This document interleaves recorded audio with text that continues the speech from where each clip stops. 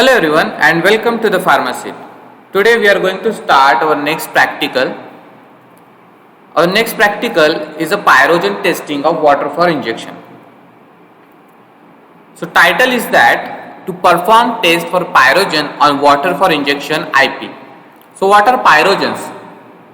Pyrogens are the products of metabolism of microorganism. मायक्रोऑर्गॅनिझमच्या मेटाबॉलिझममध्ये जे काही products तयार होतात त्याला आपण पायरोजन्स असं म्हणतो.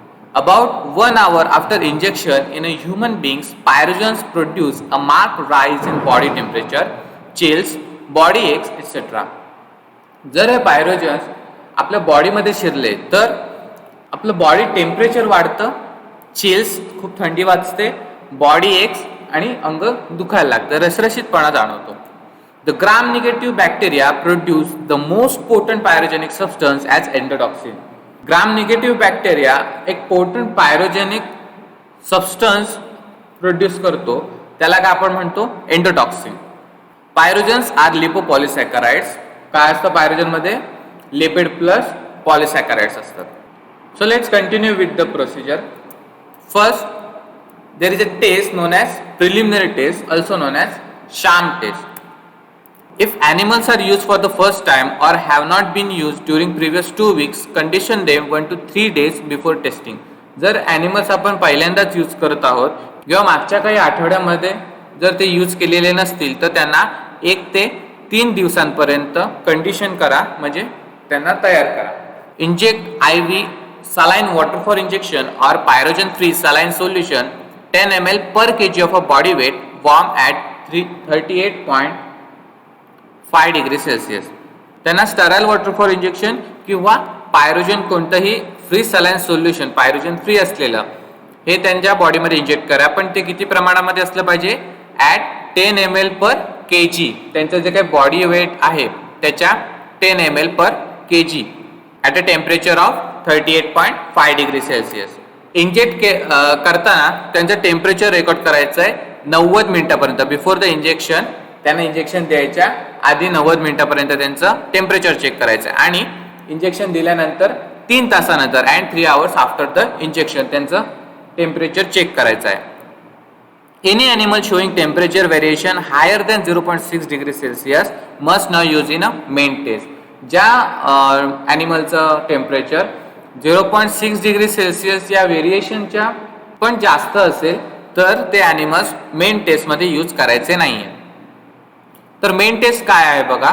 Wash the glassware, syringes, needles thoroughly with water for injection IP and heat in a hot air oven at 250 degree Celsius for 30 minutes किंवा 200 degree Celsius for 1 hour.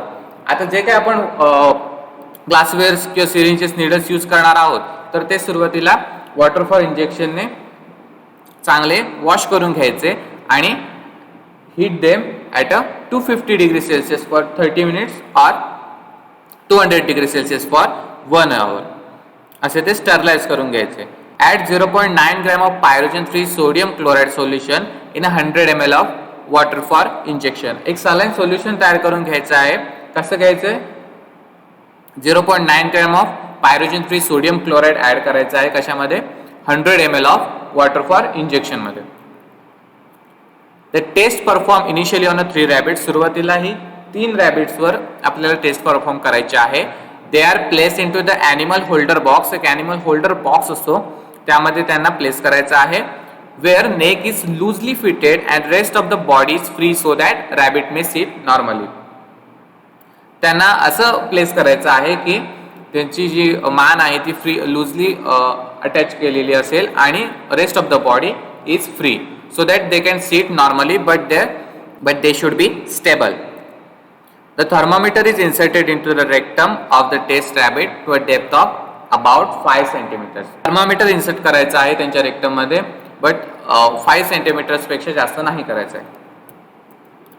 Warm the isotonic solution to 38.5 degree Celsius and inject slowly into the marginal vein of the ear of each rabbit. जे काय आपण solution तयार केलेलं आहे ते 38.5 degree Celsius पर्यंत त्याचं टेम्परेचर असलं पाहिजे. त्याला हीट करायचं आहे आणि slowly marginal Wien of the year, जे आता आपण फोटो बघत आहोत त्यामध्ये रॅबिटचे जे इयर आहे ते त्या त्या मार्जिनल वेनमध्ये ते सोल्युशन इंजेक्ट करायचं आहे.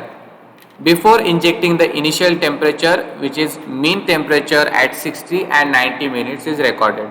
इंजेक्ट करायच्या आधी त्याचं टेम्परेचर चेक करायचं आहे 60 आणि 90 मिनिट्सपर्यंत, आणि त्याचं जे मीन येईल ते आपण इनिशियल टेम्परेचर म्हणून रेकॉर्ड करायचं आहे.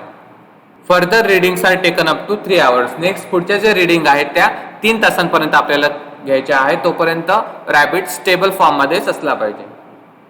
The maximum temperature is recorded. Finally response is calculated by subtracting the initial temperature from the maximum temperature shown by the animal. आता हे जे काही टेम्परेचर आहे ते मॅक्झिमम टेम्परेचर त्याचं किती आलेलं आहे ते आपण रेकॉर्ड करायचं आहे 3 तासापर्यंत. Finally the response is calculated. जो काही फायनल रिस्पॉन्स आहे तो कसा कॅल्क्युलेट करायचा आहे, मॅक्झिमम टेम्परेचर जे आलेलं आहे त्याच्यामधून जे काय आपण इनिशियल टेम्परेचर आधी रेकॉर्ड केलेलं आहे त्याच्यातून तो मायनस करायचा आहे. ते जे काही टेम्परेचर येईल ते आपलं फायनल रेकॉर्ड टेम्परेचर असेल. नेक्स्ट आपण पाहूया की observation table.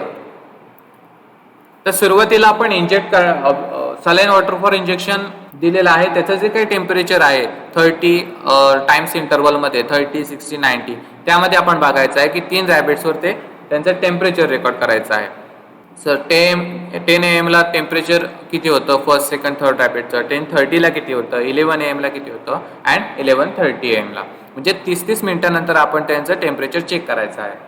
Next inject water for injection. जे काय आपण saline water for injection prepare केलेलं आहे ते इंजेक्ट करायचं आहे आणि ते परत 30 टाइम इंटरव्हल्समध्ये चेक करायचं आहे की किती टेम्परेचर होतं. असं आपल्याला 3 hours त्यांचं टेम्परेचर चेक करायचं आहे. नेक्स्ट कॅल्क्युलेशनमध्ये काय होणार की आपण इनिशियल टेम्परेचर जे घेतलेलं आहे सुरुवातीला 60 मिनिट्सला आपण त्याचं चेक केलं होतं एकदा आणि एक 90 मिनिट्सला चेक केलं होतं. तर त्या दोघांचं मीन घ्यायचं आहे आणि ते initial temperature of the rabbit record करायचं आहे. Next maximum temperature. आता हे जे आपण 3 तासामध्ये टेम्परेचर रेकॉर्ड केलेलं आहे त्यामध्ये मॅक्झिमम टेम्परेचर किती आहे तर ते आपल्याला इथे नोट डाऊन करायचं आहे आणि मॅक्झिमम टेम्परेचरमधून इनिशियल टेम्परेचर वजा करायचं आहे जेणेकरून आपल्याला response of a individual rabbit मिळेल. आणि हे जे काही रिस्पॉन्स मिळालेले आहेत 3 रॅबिट्सचे ते आपल्याला समराईज करायचे आहेत आणि ते लास्ट बॉक्समध्ये लिहायचे आहेत. सो रिझल्ट काय असेल याचा? The given sample of water for injection complies the test for pyrogen IP 1996 if the sum of the responses of the group of 3 rabbits does not exceed 1.4 degrees Celsius. जे काही सम आपण केलेली आहे last बॉक्समध्ये लिहिलेली आहे ती 1.4 डिग्री सेल्सिअस पेक्षा जास्त नसली पाहिजे. and if the response of any individual rabbit is less than 0.6 degree Celsius. आणि जो काही इंडिव्हिज्युअल रॅबिटचा रिस्पॉन्स आलेला आहे तो 0.6 डिग्री सेल्सिअस पेक्षा कमी असला पाहिजे तरच गिवन सॅम्पल हे कंप्लाय करतं pyrogen टेस्टिंगला. If the response of any rabbit is 0.6 degree Celsius or more or if the sum of the responses of 3 rabbits is exceeds than 1.4 degree Celsius.